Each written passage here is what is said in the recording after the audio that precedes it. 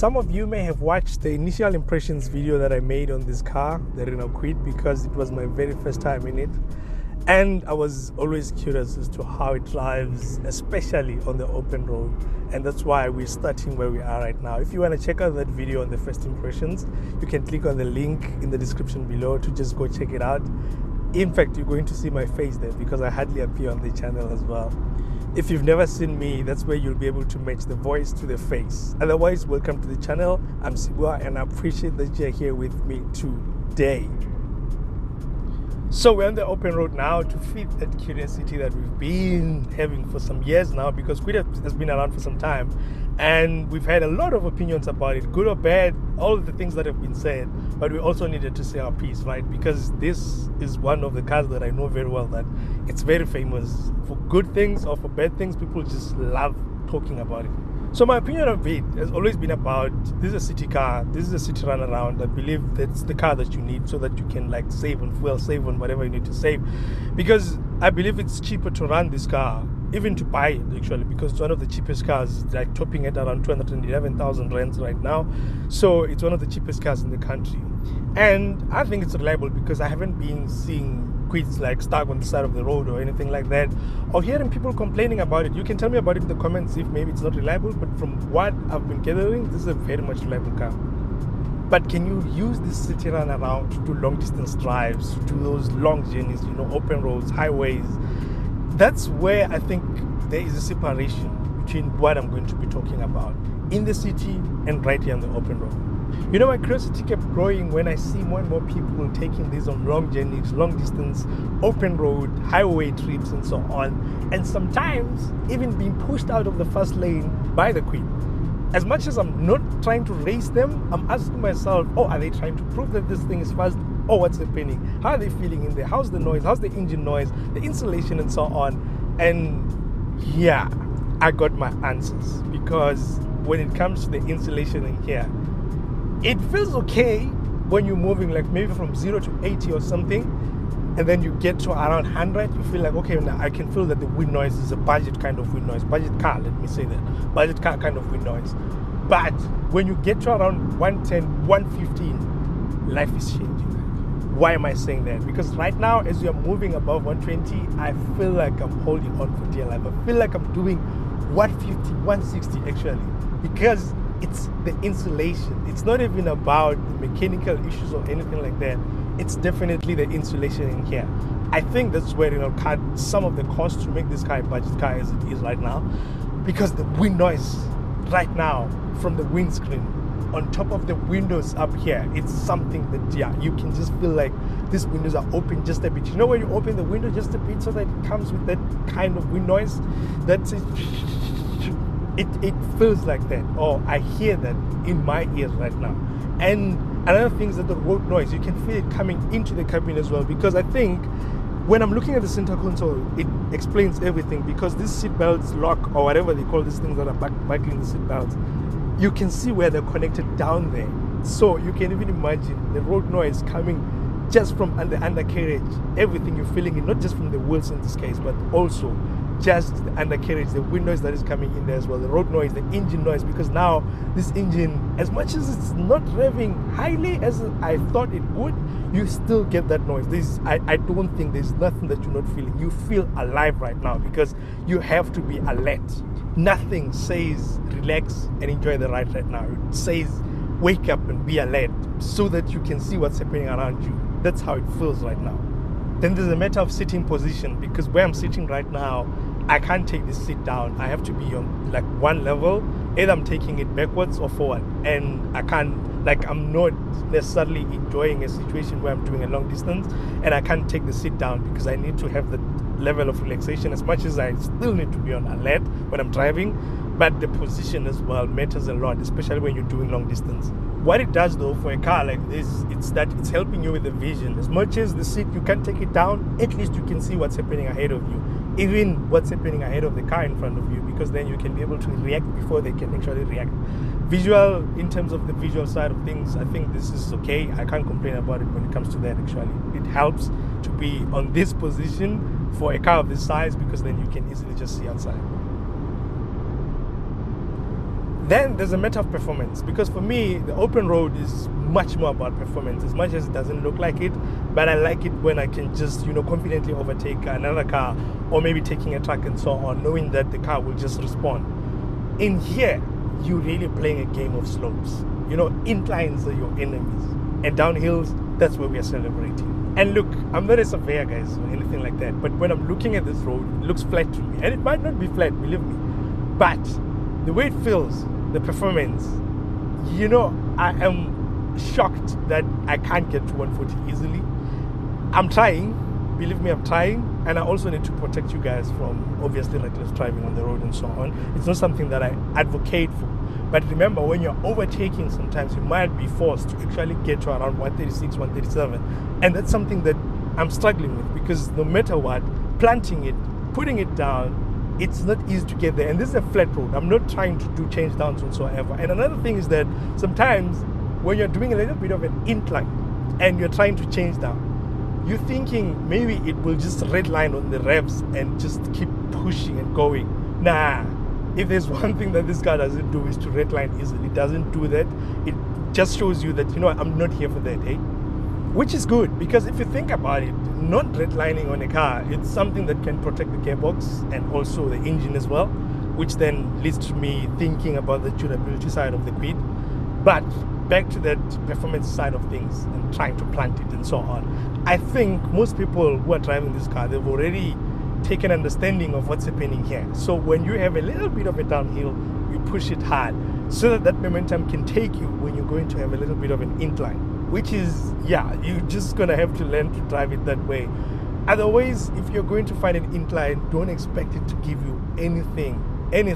As much as this is almost normal for a lot of people, I find that, the 49 kilowatts in here, 91 Newton meters of torque, you can hear the numbers. It's not necessarily that it's going to give you the best performance out there. And then there's a matter of crosswinds. Those are felt. Like, you can feel that there's crosswinds when there's a big vehicle coming next to you. Even if it's not a truck whatsoever, sometimes you can feel that, the crosswinds are just coming in. And when it's windy, you really are going to have to hold on to the steering wheel as well, because it feels like it's going to the side just a bit. Because this car doesn't weigh a lot, believe me, it's one of the lightest cars. In fact, I read one article that says Kwid is the lightest car in the country. I'm not sure about that. The lower spec has 736 kgs. This one has 760 on paper. When you're looking at the size of the tire as well, 14-inch with an aspect ratio of 70, that's quite a lot. It's not a low-profile tire.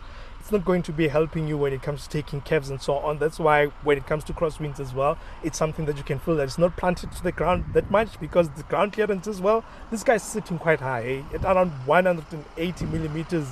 That's more than some small SUVs.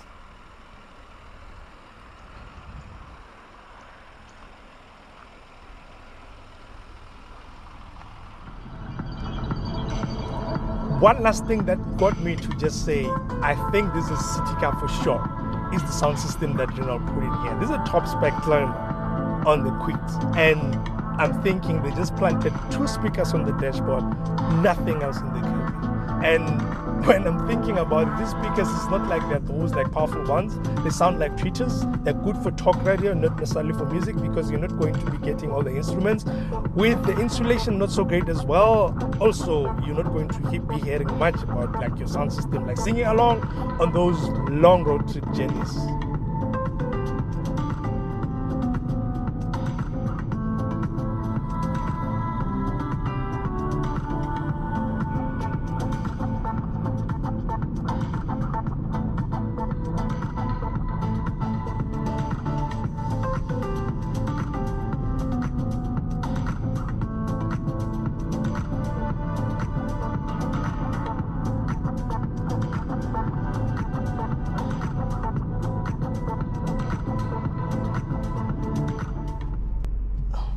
Now we are in a different world, a world where there's stop signs, traffic lights, you know, speed humps, stops and goes.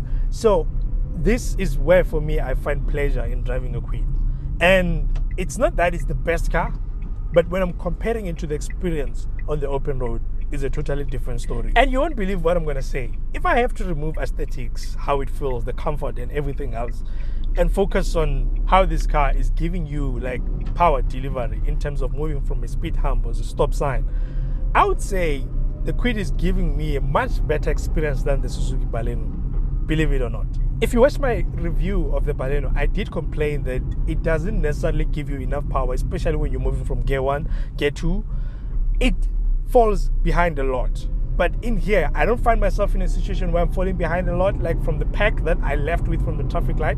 I don't find myself having to struggle for that. Just that when it's a place like this, where you find that it's like hills and stuff, you're still going to play a game of slopes because you're going to be asking too much of this engine. And I can only imagine if you have like 4 adults in here, because I believe that 5 is just pushing it.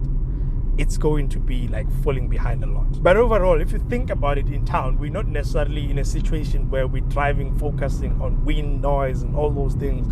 Just from 0 to 80, moving up and so on, it gives you almost just the same as normal budget cars. I don't think I'm feeling that much different in here than I feel in a Polo Vivo, for example. It's just that way. It doesn't give you things to complain about. I think that's why I understand why some of the guys that are doing e-hailing services are preferring this car, because you're doing a lot of city driving and you're getting that for way cheaper than a lot of cars. I mean, this size of it already, it's just less than 4 meters already.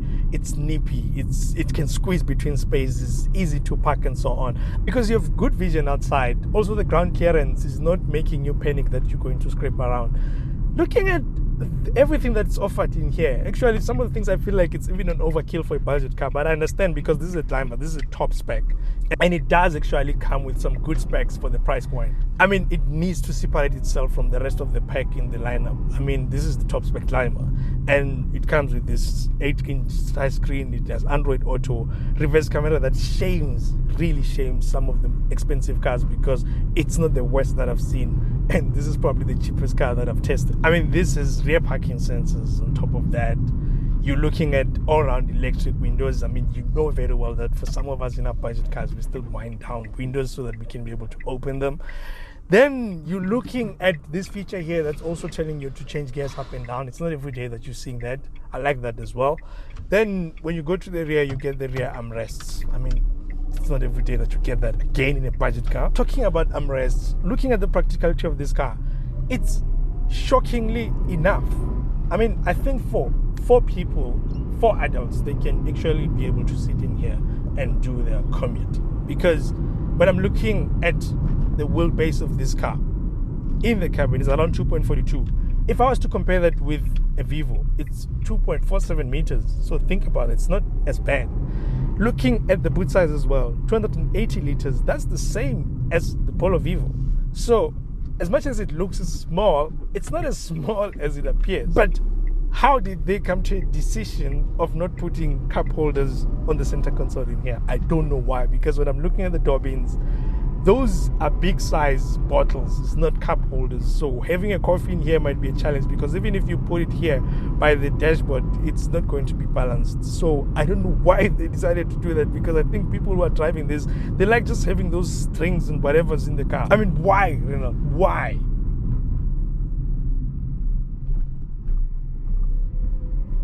And moving around the city, you know, you sometimes just want a car that looks good. And I'm not going to be focusing on the looks and aesthetics, because like I said, if you watched my Kyga review, I did say that the Kyga looks like it took inspiration from the Kwid. And I do actually find the Kwid to be looking kind of cute, because the way it looks and the proportions and stuff, I think it's a good looking small car. We can't really say the Kwid is ugly. At least that's how I'm seeing it. It doesn't look ugly at all.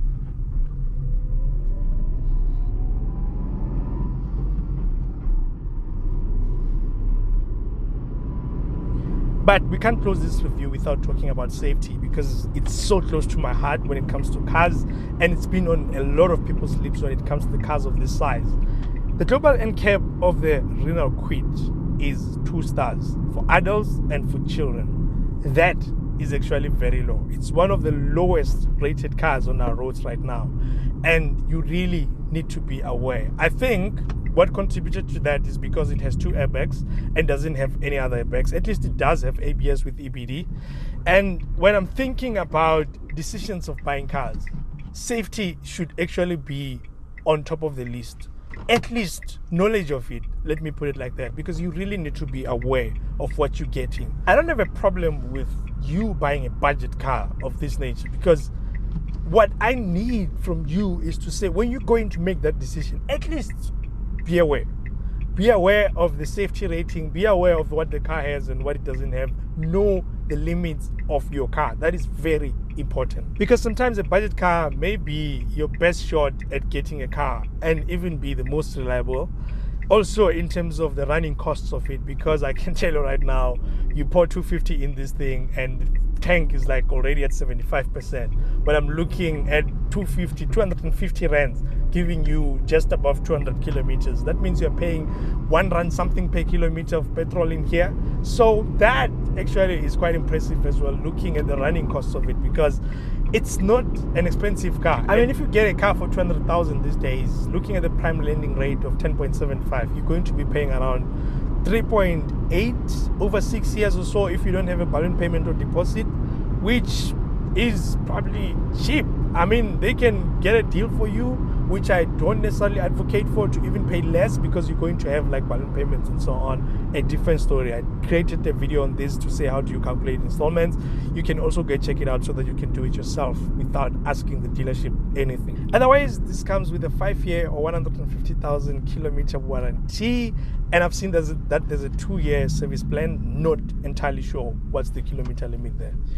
So what do I think about the Kwid overall? I think for someone who's always on the open roads, doing long distance travel, highway travel and so on, this is not necessarily your car. I mean, looking at the safety element of it as well, it's not the safest car on the road, so I wouldn't necessarily recommend it for someone like that. But if you're doing a lot of city driving, runarounds, commuting and so on, this might be the most efficient way for you to travel, even from the maintenance side of things, because it doesn't necessarily cost you much to move around in a Kwid. So for everyone who's been abusing us on the open roads, N1 going to Limpopo and so on in the Kwids, please sit down. It's not for that, according to me. This thing, we know that it has a top speed of 152 kilometers per hour, but there's no need to prove that to us, really. With that said, thank you so much for watching. I really, really appreciate it. Till next time, I am out.